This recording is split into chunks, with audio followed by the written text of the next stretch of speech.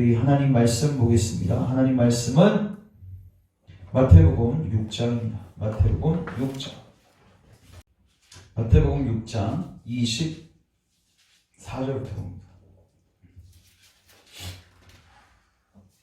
한 사람이 그 주인을 섬기지 못할 것이니 혹 이를 미워하고 저를 사랑하거나 혹 이를 중히 여기고 저를 경히 여김이라. 너희가 하나님과 재물을 겸하여 섬기지 못하느니라. 아멘. 한 번 더 읽겠습니다. 시작. 한 사람이 그 주인을 섬기지 못할 것이니 혹 이를 미워하고 저를 사랑하거나 혹 이를 중히 여기고 저를 경히 여김이라. 너희가 하나님과 재물을 겸하여 섬기지 못하느니라. 아멘. 기도하고 말씀 듣습니다. 하나님, 오늘도 두 마음이라는 제목으로 주의 말씀 듣습니다. 성령님께서 이 말씀 통해서 우리의 죄를 깨닫게 하시고 우리를 회개와 믿음의 자리로 인도하여 주시기를 원합니다. 특별히 우리에게 일심을 허락하소서, 한 마음을 허락하소서, 주님을 향한 마음을 주셔서 그 마음으로 주님만 섬기는 우리의 삶이 되게 하옵소서. 예수님의 이름으로 기도합니다. 아멘. 우리 철육점 오늘 33과입니다. 33과.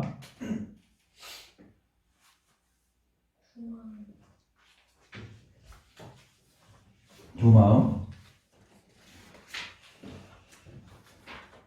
마음. 우리 보라색 글씨 먼저 한번 같이 읽겠습니다. 시작. 두 마음과 하루의 신청은 종교를 통해서 세상적인 이득을 얻으려는 자들이다.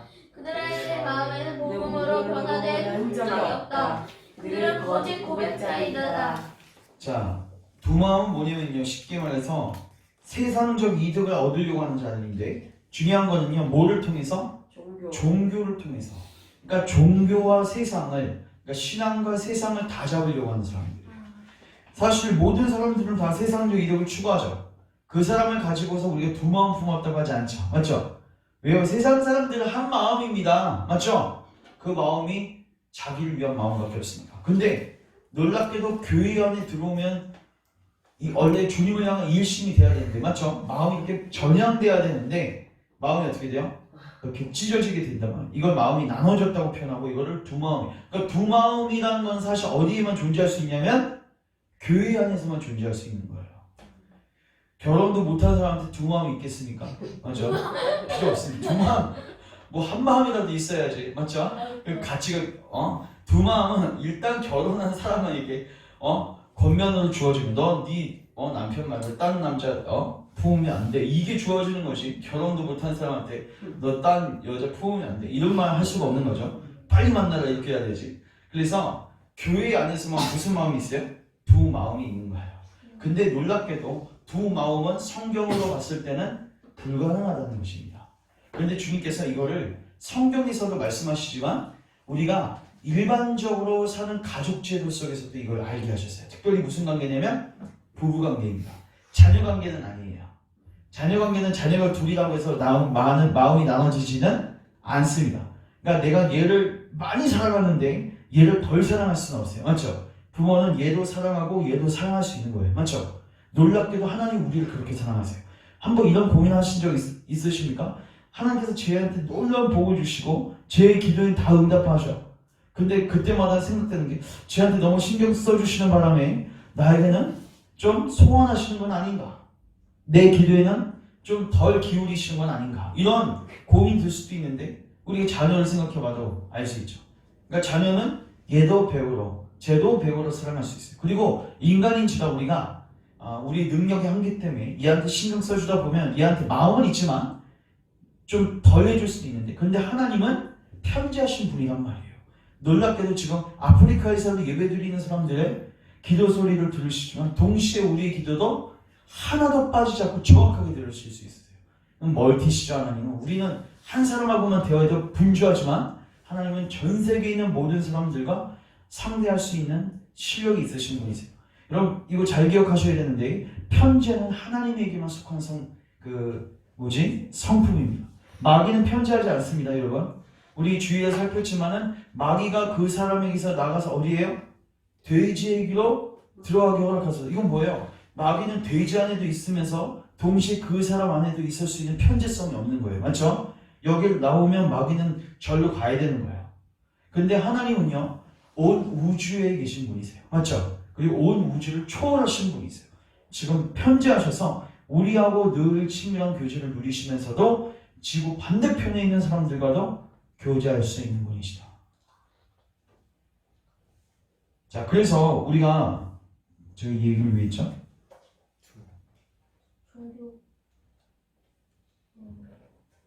그래서 두 마음은 존재적으로 뭐하다? 불가능하다. 불가능하다. 그래서 오늘 본문을 잠깐 보십시오. 오늘 본문을 잠깐 보시면 한 사람이 두 주인을 뭐하지 못한다? 아, 제가 부부 얘기하다가 맞죠? 맞아요. 자녀는 그래요. 맞죠? 근데 부부는요, 물론 전 지구 속에서 일부 다처제를 하고 있는 그런 그 나라가 있긴 하지만 우리나라는 그래도 성경을 이해하기 어렵지 않습니다. 여러분 오늘 여러분의 남편이나 아내가 다른 남자 여자를 데리고 오늘부터 같이 살기로 했다. 대신 너에게 더 잘해줄게. 이렇게 하고 들어온다고 생각해 보십시오. 그럼 허락하시겠습니까? 네. 너도 그렇게 네. 이렇게 약속한다고 생각해 보세요. 내가 너에게 더 잘해줄게 앞으로. 근데 얘는 데리고 들어와야겠다. 안 돼요. 그게 가능합니까? 여러분 알 거예요. 맞죠? 누구는 압니까? 부부는 압니다. 하나님께서 놀랍게도 이 부부관계 속에서는요, 마음이 나눠지는 걸 허용 안 하셨어요. 그러니까 절대로 여기로 마음이 쏠리게 되면 그때부터는 여기는 이제 신경을 못 쓰게 돼요. 이게 부부의 원리입니다. 왜 하나님께서, 여러분 그거 아시죠? 이스라엘 백성들이 하나님을 떠나죠. 우상 숭배하죠. 그거를 하나님께서 호세아에게 시청받게 시킨 게 어떤 방식입니까? 결혼 제도를 통해서입니다. 맞죠? 음녀 고매라고 결혼해요. 결혼했더니 고멜이 맨날 밤마다 나가네. 사랑해줘도 나가네. 한번 용서해줘도 나가네. 뭐를 배우는 거예요? 아, 우리가 하나님을 이렇게 대접하고 있구나. 절대로 하나님은 마음이 나눠지는 것을 용납하지 아니하신다. 그래서 24절 다시 한번 보세요. 한 사람은 두 주인을 섬기면 안 된다. 이게 아니죠. 아예 섬기지 못한다. 이거는 섬기면 안 된다가 아니에요. 섬기지 못한다. 둘 중에 하나밖에 안 된다는 거예요.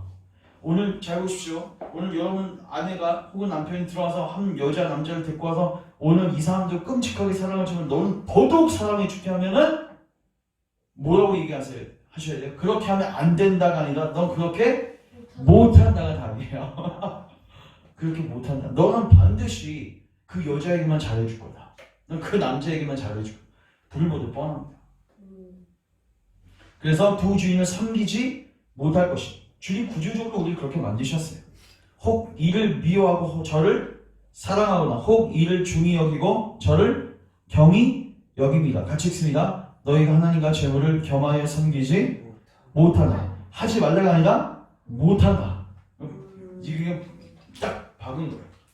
못한데 할 수 있다고 한 건 뭐예요? 거짓말이죠. 그런 남자 여자는 조심하면 쫓아내셔야 돼요. 집에서.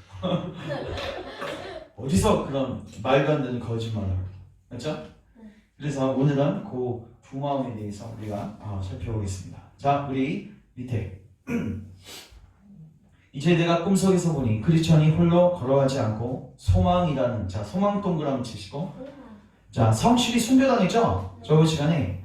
그래서 허영의 시장에서 순교당했습니다. 신앙을 지키다가. 그랬더니 하나님께서 또 동역자를 붙여주세요. 이것도 굉장히 중요한 원리인데, 하나님은 우리의 신앙의 여정 속에서 반드시 동역자를 붙여주십니다.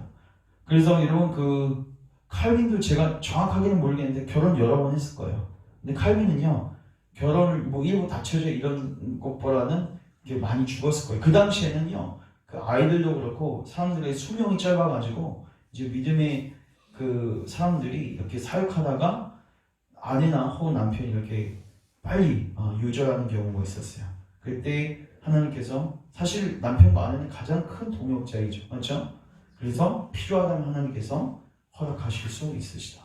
또 가정은 아니더라도 하나님께서 같이 사역할 수 있는 든든한 사람들을 붙여주신다는 거죠. 여기 이제 소망, 특별히 이 소망은요, 나중에 죽음의 강을 건널 때 소망을 주는 존재입니다. 크리스천이 죽음의 강을 이제 마지막 부분 나오거든요. 죽음의 강 건널 때 허우적거리면서 난 구원 못 받을 거야. 자기 과거의 죄를 생각하면서 나는 이제 끝났어 했대. 소망이 용기를 줘요. 용기를 줘요. 그러니까 하나님께서 저는 특별히 이 소망, 그러니까 이 소망과 같은 자는 누구냐면 특별히 우리가 제가 주일에도 막 강조했지만 특별히 여러분 사랑하는 가족들 중에서 임종의 순간이 있을 때는 우리가 더더욱 같이 있어줘야 돼요. 그리고 같이 예배도 드려주고 같이 말씀으로 위로도 해주고 이런 것들이 필요하다. 하나님께서 그런 사람들을 붙여주죠. 제가 새벽기도 때도 나눴지만 제가 저번 주에 요양원에 갔다 온 이유는 딱 하나입니다. 그 병원에서는요 1년 동안 예배를 드릴 수가 없어요. 거기가 뭐 요양 시스템도 아니고 무슨 목사님 오셔서 하는 그 시스템도 아니고 제가 딱 가봤는데 무슨 그냥 대학 병원 같이 생겼어요. 딱 병원이니까 그냥 방치예요. 그냥 갔더니 그냥 7시 되면 밥 주고 가만히 누워서 이렇게 앉아있는 거예요. 맨날마다 이 생활을 하는 거예요. 몰라요. 모든 사람들이 다 그러니까 어쩔 수 없다고 생각해요. 근데 중요한 거는 그래도 그 과정 속에서 주일에 한 번이라도 예배 드릴 수 있는 기회가 있었다면 위로 받을 수 있을 건데 1년에 한 번도 예배를 안 드리니 이거 뭐 답답하죠. 네. 믿음은 들으면서 나는데 그래서 힘들어도 갔습니다. 만만치 않았어요. 갔다 오고 갔는데 쉽지 않아요. 3시간 운전하려면은 적어도 휴게소에서는 제가 웬만해서는 쉬지 않는 스타일인데 이제는 저도 좀 나이가 있어서인지 한두 번은 좀 쉬게 돼요. 거기서 막 호두가 또 이제 당 보충도 하고 하는데 근데 그렇게 하는 이유가 뭐냐면은 계속 그 마음을 부어주세요. 이분은 이 할머니는 우리 외할머니는 네 말고는 지금 증거할 사람이 없다. 그럼 누가 가야 돼요, 그냥.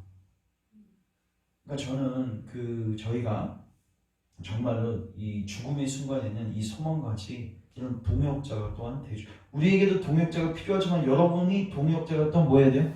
되어 주시는 것도 필요하다. 이걸 우리가 좀 잘 기억했으면 좋겠습니다. 자, 그래서 소망이라는 이름을 가진 자와 함께 걸어가고 있었습니다. 소망은 크리스천과 성실이 허영의 시장에서 고통당하면서도 담대하게 말하고 행동하는 것을 보고 순례길을 가기로 결심했다. 그러니까 누구 때문에 결국 들어온 거야? 성실하고 크리스천. 근데 놀랍게도 나중된 자가 먼저된 자가 나중되고 나중된 자가 먼저된 걸로 나중엔 소망이 더 믿음이 커져서 크리스천을 위로하고 도와주죠. 그렇죠? 교회는 이런 공동체입니다. 그래서 소망은 크리스천과 형제 언약을 맺고 크리스천과 동행하고 싶다고 말했다. 따라서 한 사람이 진리를 증거하다가 죽자 그의 죄에서 이거 줄 치세요. 한 사람이 진리를 증거하다가 죽자 그의 죄에서 다른 한 사람이 일어나서 크리스천의 순례길의 동무가 되다. 여러분 저는 여러분들이 이거를 알기 위해서 사도행전에 읽어보기를 권합니다. 여러분 교회가 한 번씩 이렇게 모멘텀이 있어요. 이렇게 한 번씩 폴짝폴짝 뛸 때가 있거든요. 교회사 속에서도요. 누군지 언제 그런지 아십니까? 순교의 피가 뿌려졌을 때 그렇습니다.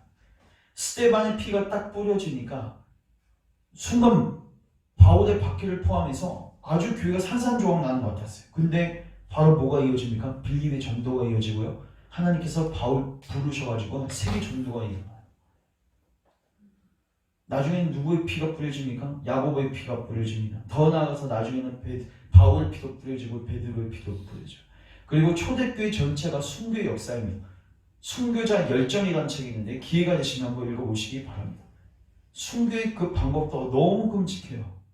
그럼에도 불구하고 그 일이 있을 때마다 어떻게 돼요? 복음이 확장이 되겠어요. 즉 이게 그 죄에서 다른 한 사람이 태어나게 됩니다. 자 보십시오. 또한 소망은 크리스천에게 허양의 시장에서 더욱 많은 사람이 순례길에 나설 거예요. 이게 바로 모멘텀이에요. 맞죠? 허영의 시장에서 한 사람이 죽었더니 거기에서 더 많은 사람이. 왜요? 소망의 이유를 묻게 되겠죠. 왜요? 성실의 모습 속에서 뭘 발견했습니까? 야, 사람의 생명보다 더 중요한 뭔가가 있겠구나. 저 사람은 생명보다 예수님을 더 소중히 여겼거든요. 맞죠? 그걸 가치적으로 보여준 거예요. 그걸 통해서 야, 예수님 정말 살아계시다. 그래서 복음의 증인이라는 것입니다. 저 사람이 행동하는 걸 보면은 예수님이 없지 않을 것 같은 거예요. 그래서 그 사람의 모습을 보고 하나님 살아계시는구나. 예수님 정말 계시는구나. 나도 저 예수님 만나야겠구나. 증거의 역할을 하는 것입니다. 순교의 피가. 이게 굉장히 중요한 거예요. 요한계시록 6장에서도요. 주님께서 그 천상에서 지금 뭐하고 계신지 아십니까? 순교자들이 주님 우리의 피를 갚아주세요. 보복을 원해요. 근데 하나님이 말씀하세요. 아니다. 아직은 아니다. 순교자의 피가 더 찰 때까지 기다리라. 이 말이 뭐예요? 하나님이 이미 역사 끝날 때까지 뭐를 뿌릴 작정이신 거예요? 순교의 피를 뿌릴 작정이신 거예요. 그 피가 가득 채워져서 이제 끝나게 될 때 너희들 피를 다 갚아줄게. 그때까지는 뭐이라? 기다리라. 요한계시록 6장에 나와 있습니다. 그러니까 이 순교의 피를 뿌리는 거는 하나님께서 교회를 확장해 가시고 선교를 해 가시는 굉장히 중요한 모멘텀이라는 것을 여러분 기억하셔야 합니다. 그 다음, 나는 순례자들이 허영의 도시를 빠져나오자마자 그들이 앞서가는 한 사람을 따라잡는 것을 보았다. 그 사람의 이름은 줄치세요. 두마움이었다. 두마움. 순례자들은 그에게 어느 고장 사람입니까? 얼마나 이 길로 오셨습니까? 라고 말을 걸었다. 그는 순례자들에게 동그라미 치세요. 달변의 도시. 달변의 도시. 영어로 뭐라고 되어 있죠? Fair speech. Fair speech. 달변, 그러니까 쉽게 말해서 아주 말을 잘하는 그런 마을이죠. 맞죠? 스피치, 탁월한 마을이었습니다. 거기에서 천성의 도시로 가는 길이라고 대답했다. 그러나 그의 자신의 이름을 순례자들에게 말하지. 이거 줄치세요. 그는 자신의 이름을 순례자들에게 말하지 않았다. 그의 자신의 이름이 뭐였죠?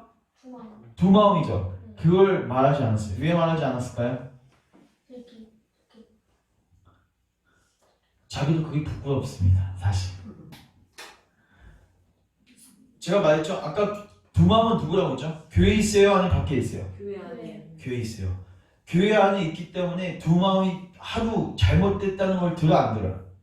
들어요. 그리고 상식적으로 봐도 그냥 늘 우리가 듣는 너무 분명한 구절이죠. 하나님과 재물을 겸하여 섬기지 못한다. 이거 들으니까 두마음인 게 잘못된 거 아니까 그 마음이 들키면 부끄러운 거예요. 맞죠? 그래서 그 마음을 들키지 않게 하려고 자기가 어떻게 해서는 은폐합니다. 맞죠? 근데 나중에 들켜요. 크리스찬이 당신 두마음 아닙니까? 들키니까 이제 자기도 막 좀 이제 할 말을 크게 하는데 중요한 거는 자기도 부끄러운 짓을 하는 거예요. 그러니까 자기 자신도 속이는 거죠. 결국 저는 저도 살펴야 되겠지만 목회자로서 제가 이제 대형교회 그 부교역자로 있을 때 딱 헌금이 굴러가는 모습들이나 부흥 강사 초청하는 거 보면 딱 탐심 보이거든요. 윗선에서의 탐심이 보이는데 이걸 은폐하기 위해서 성도들도 요새 똑똑하잖아요. 맞죠? 이거 대번에 하거든요. 근데 이걸 은폐하기 위해서 진짜로 교묘하게 이걸 이게 이렇게 뭐랄까 성도들이 눈치 못 채게 굉장히 선량한 척하면서 이거를 이게 넘어가는. 그래서 저는 그거 보면서 근데 결국 하나님께서 그거 드러나게 하십니다. 지금 두마음도 결국 드러나거든요. 대화 몇 번 하다가 딱 걸려요. 크리스천한테. 자, 근데 어쨌든 간에 이 두마음은 본인도 부끄러워하는 마음이다. 자, 크리스천. 달변의 도시? 그곳에 선한 사람이 살고 있습니까? 예, 그렇게 생각합니다. 죄송합니다만 선생님, 제가 선생님을 어떻게 불러야 합니까? 이름을 안 가르쳐 줬습니까? 저는 당신들에게 낯선 사람이고 당신도 저에게 낯선 사람입니다. 줄치세요. 저는 당신들에게 낯선 사람이고 당신도 저에게 낯선 사람입니다. 그럼 제가 묻겠습니다. 두마음도 크리스천도 둘 다 어디를 걷고 있죠? 순례길을 걷고 있죠. 둘 다 교회 안에 있어요. 근데요, 크리스천은 참고로 옆에다 써놓으세요. 한 마음이라고 써놓으세요. 크리스천은 마음이 몇 개예요? 하나입니다. 하나님을 향한 한 마음. 결국 한 마음을 갖고 있는 사람하고 두 마음을 갖고 있는 사람은요, 하늘과 땅이 다른 것 같이 낯설게 느껴집니다. 전혀 다른 세계관이에요. 저는 이거 어떻게 느낄 수 있냐면 절대로 교제가 불가능합니다. 그냥 뭐 한번 밥 드세요 이 정도 얘기할 수 있고 뭐 외면적으로 조금 교제는 할 수 있는데 결국 사람은요 마음이 의합지 못하면 교제할 수 없어요. 이 사람은 지금 천상을 보고만 계속 걸어가고 있는데 이 사람은 지금 하늘과 땅을 왔다 갔다 하면서 근데 중요한 거는 하늘을 보는 게 아니라고 했죠. 둘 중에 하나가 진짜라고 했죠. 결국 그 사람은 땅을 보는 거거든요. 그러니까 보는 것이 다르기 때문에 결코 하나가 될 수 없어요. 그래서 서로 이질감을 느끼고 낯선 감을 느낍니다. 한 마음을 갖고 있는 사람들 그걸 느끼고 두 마음을 갖고 있는 사람들 느껴요. 그걸 둘 다 느껴요. 나도 너에게 낯설고 너도 나에게 낯설다. 지금 그걸 이야기하고 있는 것입니다.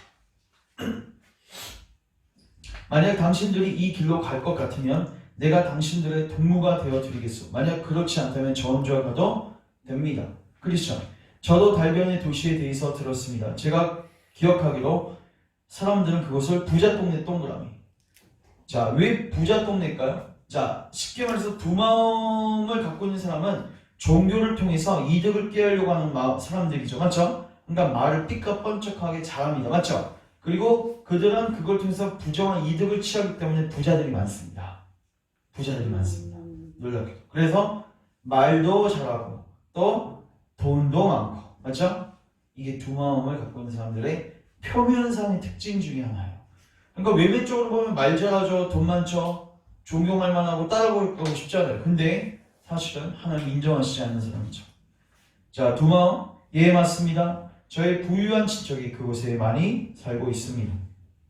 실례지만 당신의 친척들이 누구인지 물어보아도 되겠습니까?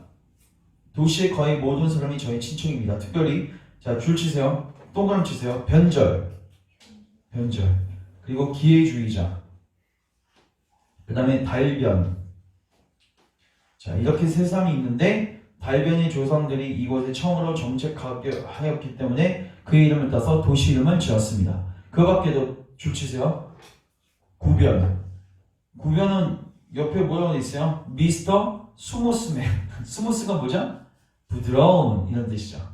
그러니까 그 사람들은요 외적으로 보면 굉장히 젠틀하고 나이스하고 선합니다. 저는 이거 솔직히 말해서 언제 많이 봤냐면 안타깝게도 교회는 분명하지 않지만 제가 대형교회를 사역하고 있을 때 윗선에서 속에는 이 탐심이 다 보이는데 겉으로는 정말 스무스한 사람처럼 보이고자 하는 그런 것들을 제가 되게 많이 봤어요. 저는 이제 행정을 했기 때문에 제가 다 봤습니다. 겉과 속이 얼마나 다른지. 겉으로는요 너무 스무스하고 너무 좋은 걸 보이는데 비춰주는데 선량한 것처럼 보여지는데 그 깊숙한 그 곳을 보면 탐심이 있는 거예요. 그리고 잡아먹으려고 하는 게 퍼주려고 하는 게 아니라 잡아먹으려고 내가 이득을 보려고 하는 거예요. 스무스네. 그리고 두 얼굴 안과 밖이 다릅니다. 그리고 무신경이 저의 친척입니다. 자, 두 혀를 가진 자는 저의 외삼촌으로서 제가 사는 교구의 목사입니다. 특별히 이런 두 마음을 갖고 있는 사람이 누가 될 수도 있다는 거예요? 목사. 그리고 이 목사가 이 두 마음을 갖게 되면 정말로 무서운 게 뭐냐면 그 두 마음 갖고 뭐 할까요? 설교하겠죠. 그러면요 그 혀의 공격을 받는 모든 사람은 다 이 사상에 오염됩니다. 이게 무서운 거예요. 그러니까 두 혀를 갖고 있다는 게 뭡니까? 진리를 반쪽만 가르치는 거예요. 맞죠? 그리고 진리를 가르쳐도 행함은 없는 거예요. 전혀 신앙생활이 아니죠. 그리고 아버지 쪽에 대해서 사실을 말씀드리자면 지금 현재 뛰어난 뭐가 되었지만 신사가 되었지만 그 위에 있는 내 증조부께서는 뱃사공이었습니다. 근데 뱃사공인데 한쪽으로는 뭐를 보고? 물기를 보고 다른 한쪽으로는 노를 저었습니다. 이게 뭐야? 돕는 거예요. 다른 사람을 도와주는 것처럼 보이지만 궁극적으로는 내가 그 사람들을 이용해서 뭐예요? 부정이득을 취하는 거예요. 먹는 거예요. 전 이걸 정말로 안타깝게도 교회에서 많이 보았습니다. 대부분 저의 재산은 같은 직업으로 번 것입니다. 이런 사람들의 특징은 굉장히 만만치 않게 많아요. 그러면서 크리스천이 당신은 결혼하셨습니까? 예, 저의 아내는 매우 정숙한 여인입니다. 그녀는 거짓 꾸민 부인의 딸입니다. 아내 이름도 거짓 꾸민입니다.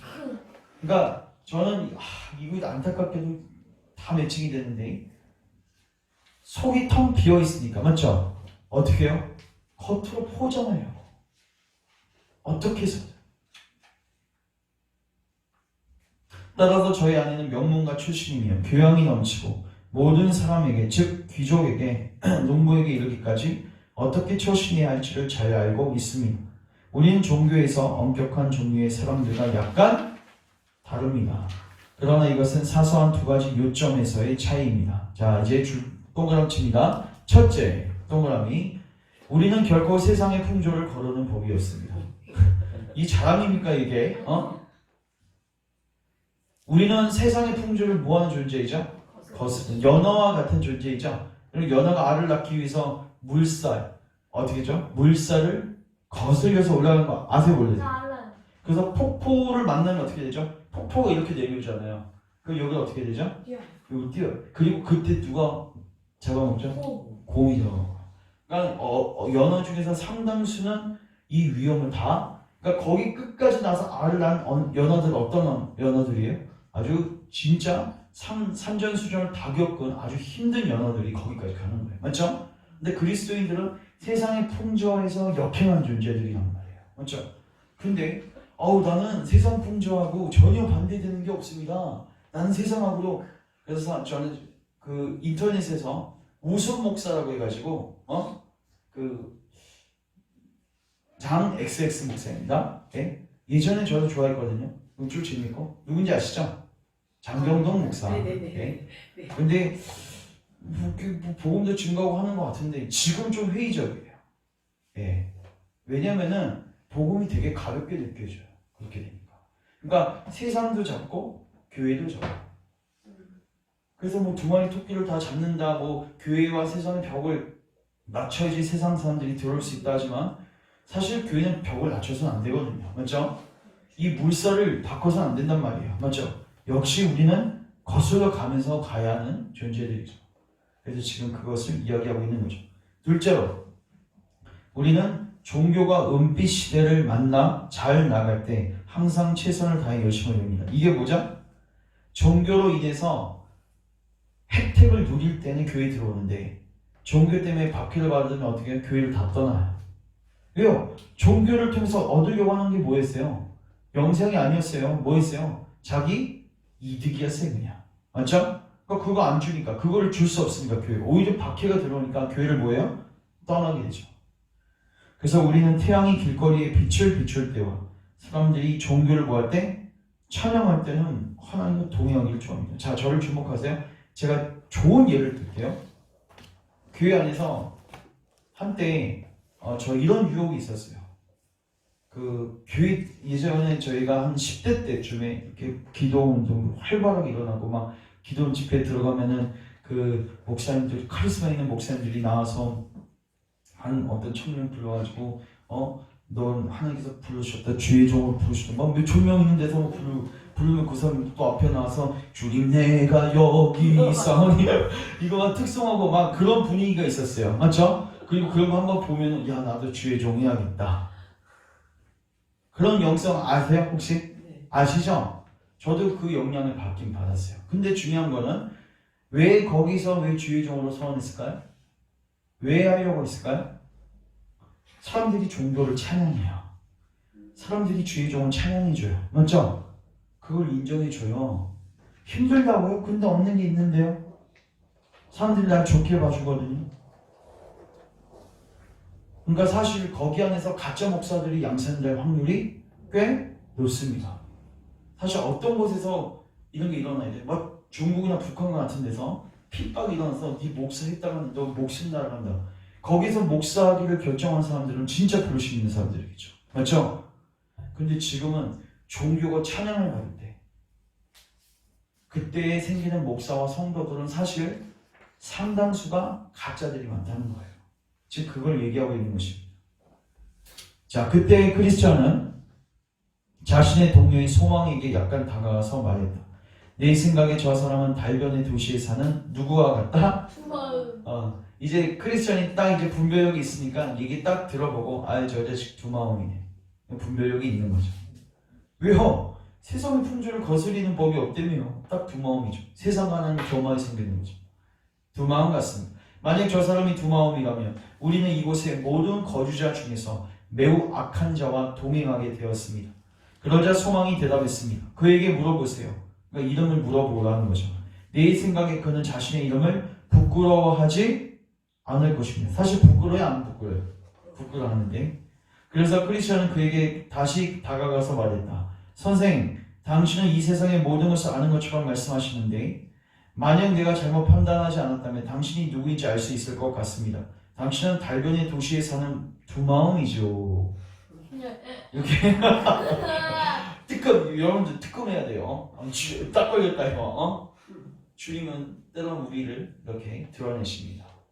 우리 두마음 품으면 성경을 통해서 드러내시면 참 감사한데 들어먹지 못하면 어떤 환경을 통해서 사람에게 이게 발각되게 하세요. 그게 굉장히 부끄럽습니다. 저도 솔직히 말해서 저도 이제 자비고 하니까 때로는 이제 성도들하고 대하는 가운데 막 돈에 대한 얘기를 하거나 이럴 때 있잖아요.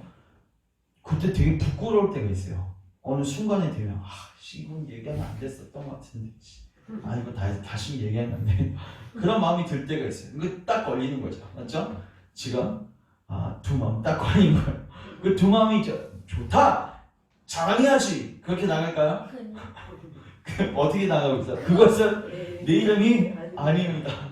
이거 뭐예요? 딱 그렇게 비추면 아니야, 나 그런 거 아니야. 나 두 마음 아니야. 방어하는 거죠. 그러니까 본인이 부끄러워하면서도 지금 그 짓거리를 하고 있는 것입니다.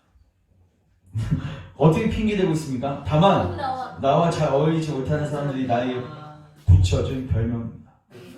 그래서 나는 나보다 앞서 살다간 다른 착한 사람들이 참았던 것처럼 그러한 모욕을 기꺼이. 여러분 이거 솔직히 말해서 이거 여러분 누가 하는 말인지 아십니까? 대형교회 목사님들. 여러분 대형교회 목사님들 그 탐심 딱 드러내고 두 마음 딱 드러내죠? 그럼 어떤 모드로 간지 아십니까? 나는 주님을 위해서 고난받고 있는 중이다. 이 모드로 갑니다.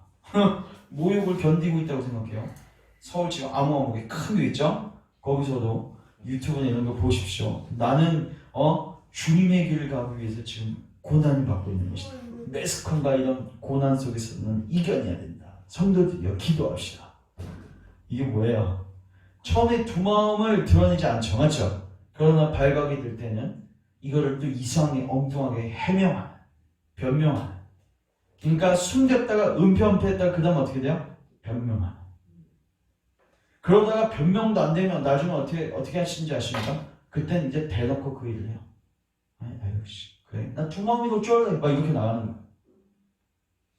참 무섭죠? 자, 크리스천. 그런 이름으로 부르도록 당신이 원인을 제공한 거니까. 이게 뭐예요? 주변에서 불렀다니까 야 다른 사람들이 괜히 그렇게 불렀겠냐? 네가 두 마음을 갖고 있으니까 두 마음이라고 불렀겠지. 네가 한 마음인데 왜 두 마음이라고 불렀겠냐? 아주 합리적으로 따지고 있는 거죠. 그러니까 두 마음이 결코 아닙니다. 아니에요. 그들이 나를 그렇게 부르도록 원인을 제공한 것이 있다면 자 나는 항상 운이 좋게도 줄 치세요. 현실을 파악하는 능력이 뛰어나다는 것입니다. 그러니까 내가 잘못한 것이라고 뭐밖에 없다? 현실을 잘 파악해서 그때그때마다 그것대로 대처했다는 거예요. 뭐예요? 이거 여러분 좋은 능력이 아니에요. 좋은 능력입니다. 맞죠? 회사에 가서 이거 필요 안 필요해요? 이거 있어요. 이거 필요하죠? 현실을 잘 파악해야 됩니다. 근데 중요한 건 교회에서는 의미가 없어요. 교회에서 이게 강조되면 어떻게 돼요? 인본주의인 것입니다. 교회에서는 물론 현실을 파악해야 돼요. 상식적으로. 그러나 교회는 그걸로 결정하는 게 아니에요. 여러분 현실을 파악했으면 이스라엘 백성들이 가나안 땅 정탐하고 나서 들어가면 안 됐죠. 맞죠? 현실적이었다면 들어가면 안 됩니다. 맞죠? 근데 현실 그 위를 뛰어넘는 하나님의 믿음의 눈으로 바라보니까 들어가는 게 맞단 말이에요. 그러니까 지금 뭐예요? 이 사람이 지금 자랑하고 있는 게 뭐예요? 불신자가 하는 이 짓들을 지금 자랑하고 있는 거예요. 현실을 파악하는 능력이 너무나도 뛰어나서 이 말을 듣고 있대요. 이게 무슨 자랑거리입니까? 어떤 일이 일어나도 뛰어난 판단, 이것도 줄치세요. 자기 자신은 뛰어난 판단력이라고 보고 있어요. 뛰어난 판단력 때문에 그것이 나에게는 기회가 됩니다.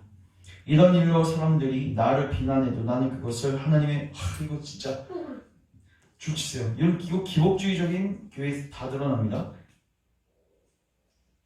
제가 이것만 줄치고 제가 설명합니다. 왜냐하면 나에게는 그러한 비난을 받을 만한 악의가 전혀 없기 때문에.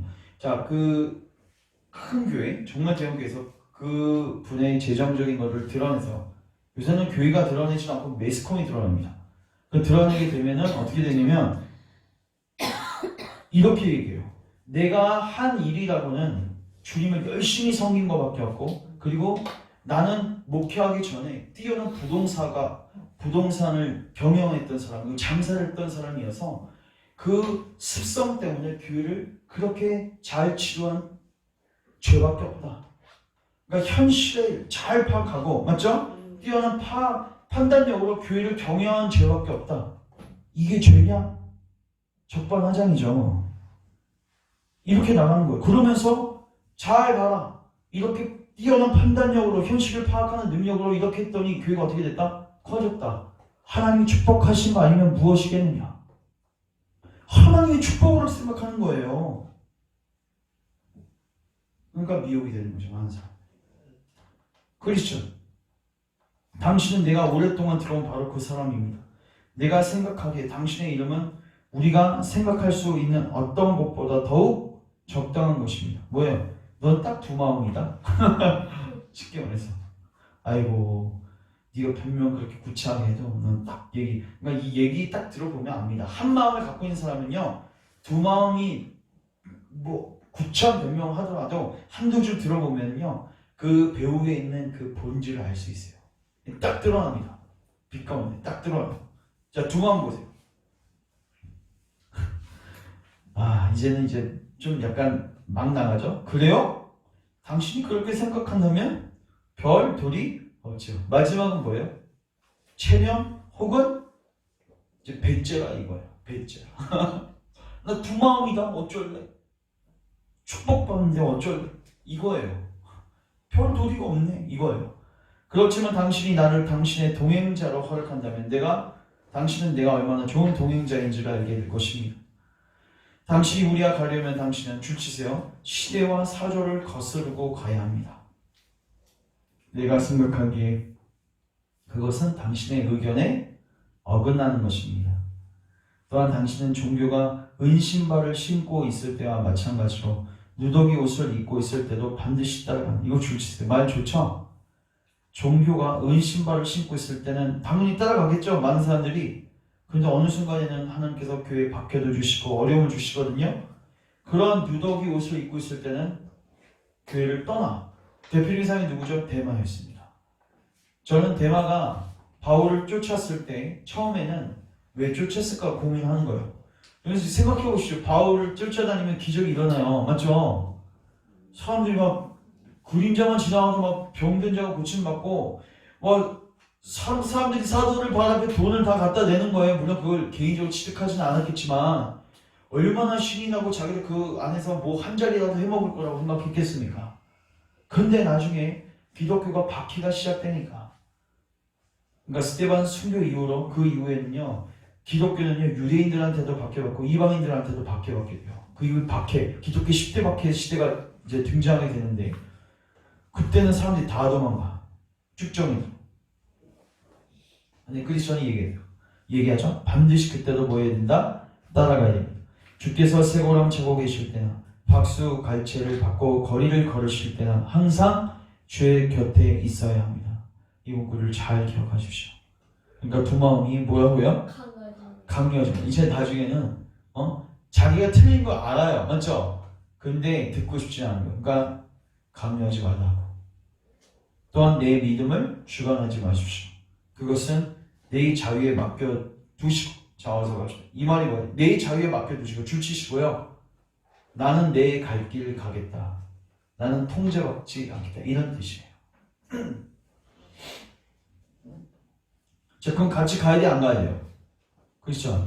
내가 제안한 대로 당신이 행하지 않는다면 한 발자국도 같이 갈 수 없습니다. 이게 교회가 가져야 할 태도입니다. 교회는 두 마음을 갖고 같이 순례 여정을 걸어가는 사람들을 용납해서는 안 됩니다. 그들을 온유함으로 gently and softly 부드럽게 뭐 해야 돼요? 겉면에서 도와줘야 돼요. 자, 우리 마지막으로 두 마음을 같이 한번 읽어볼게요. 시작. 나는 내 오래된 원칙들을 절대로 포기할 수가 없어. 그것들은 해가 되지 않으면 오히려 유익하기 때문이요. 당신이 나와 함께 가지 않으면 나는 당신이 나를 붙잡기 전처럼 나 혼자 갈 것이요. 어떤 사람이든 나를 붙잡는다면 나는 그의 동무가 될 것이요. 결국은 성령님의 깨닫게 하시는 역사가 없으면 같이 갈 수가 없죠. 맞죠? 저도 사실 지금 여기서 읽으면서 이게 적용이 잘 되네요. 남 얘기 같지가 않죠. 그렇죠? 우리 얘기고 또 우리 교회 또 조국교회 현실입니다. 그렇죠? 참으로 우리는 두 마음으로 주님을 문제는 뭐냐? 두 마음으로 섬길 수 있다고 생각하는 거예요. 주님은 뭐라? 그게 아예 불가능하다. 이걸 기억하십시오. 따라서 우리는 둘 중에 뭐 해야 돼요? 선택해야 돼요. 이스라엘 백성들이 여호수아가 그 마지막 때 설교하죠. 어떻게 설교합니까? 너는 오늘 너희가 섬길 자를 택하라. 바알을 섬기든 하나님을 섬기든 두 개 혼합해서 섬길 수가 없다. 이스라엘 백성들이 결국 망한 역사는 왜 망했습니까? 하나님을 섬기지 않아서가 아니라 하나님과 우상을 같이 섬겼습니다. 이 이스라엘 백성이. 그래서 그 열왕기 상하를 보면요, 그 왕의 그 행했던 놀라운 일들을 다 말한 다음에 이렇게 끝나는 문구가 있어요. 이 왕은 어떤 걸 기억했고 어떤 걸 기억했다. 그러나 산당은 없애지 아니하였더라. 이게 붙어요. 꼭 단서로. 이게 뭐예요? 개혁은 부분적으로 했는데 똥을 닦지 않은 거예요. 그러니까 주님을 섬기긴 섬기는데 요거는 정리하지 않은 거예요. 주님 요것만은 제가 갖고 가야겠습니다. 마음이 나눠져 있는 거예요. 대표적인 사람이 누구입니까? 부재청년. 맞죠? 부재청년도 결국 두 마음 때문에 주님이 오셔서 하신 작업이 뭐예요? 그 두 마음 드러내신 거예요. 거기서 얘기하신 거예요. 두 마음으로 하나님을 따라갈 수 있다 없다? 없다. 사실 두 마음으로 따라갈 수 없으면 우리는 이제 큰일 난 거예요. 맞죠? 우리의 마음은 지금 두 마음이거든요. 그래서 우리는 겸손하게 주 발 앞에 엎드려 뭐 해야 돼요? 주님 내 마음을 변화시켜 주세요. 내 마음을 주님을 향한 일심의 마음으로 변화시켜 주세요. 일심으로 주님을 경외하게 해주세요. 이게 다윗이 기도했던 내용 아닙니까? 그래서 우리가 우리 열방교회 이게 분명해야 합니다. 두 마음은 아예 존재적으로 뭐하다? 불가능하다. 이게 분명한 진리가 되고 이제 우리가 머뭇거리지 않고 오늘 우리가 선결자를 선택하는, 맞죠? 당연히 선택할 가치도 없죠. 세상을 선택해야 합니까? 주님을 선택해야 합니까? 주님을 선택해야겠죠. 그래서 우리 모든 교우들이 참된 주인을 섬기는 교우들 될 수 있도록, 그런 교회 될 수 있도록 같이 기도했으면 좋겠습니다. 기도합시다. 주님, 우리가 먼저 회개합니다. 주님을 섬긴다고 했지만 또 우리가 세상과 돈과 또 수많은 명예와 수많은 주님 아닌 것들을 동일하게 섬기려고 했습니다. 그러나 주님 오늘 못 박으셨습니다. 같이 섬길 수 없다. 같이 섬길 수 없다. 주님 오늘 우리의 중심을 드러내시고 우리를 회개와 믿음으로 인도하시고 우리 사랑하는 모든 교우들 일심으로 하나님만 섬기는 자들 될 수 있도록 은혜를 베풀어 주옵소서. 또 우리 열방교회가 일심으로 하나님 섬기는 교회 되게 하시고 또 주곡교회 지금 참으로 많은 교회들이 기복주의 가르침 속에서 정말 종교를 통해서 부정한 이득을 얻고자 하는 교회들이 참으로 많은데 교회를 주님 정화시켜 주시옵소서. 예수님의 이름으로 기도합니다. 아멘.